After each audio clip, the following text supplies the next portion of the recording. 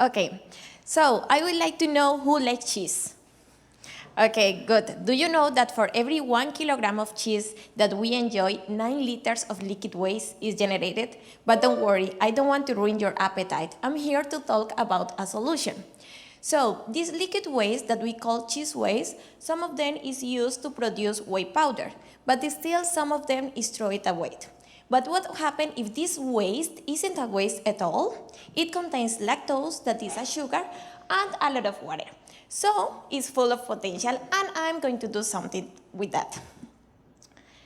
So let's go into the kitchen. Why? Because science is like cooking. You follow a process, control temperature, time, use ordinary ingredients, and after that you have beautiful products. In this case, for example, a biodegradable plastic used to make the milk bottles. But this cheese waste has a lot of sugar. What happens if we heat sugar in the oven? You finish with a really thick and messy pan. It has a lot of caramelizations, basically it burned. But with the right recipe, I can take this and convert it into something valuable. So let's go into my kitchen, the lab. Here, I heat this lactose in an oven. I use a glass pan that we call reactor. And after 2 hours at 200 Celsius degree, we have a beautiful product. But what is the main ingredient?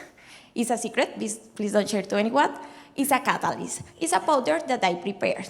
This catalyst is like baking powder because it doesn't become part of the final product, but it helps the reaction to be faster and better.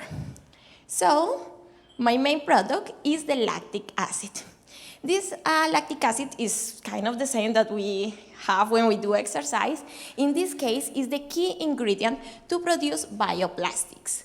But I'm not stopping here. As you can see, I produce around 25% of lactic acid and other organic acids.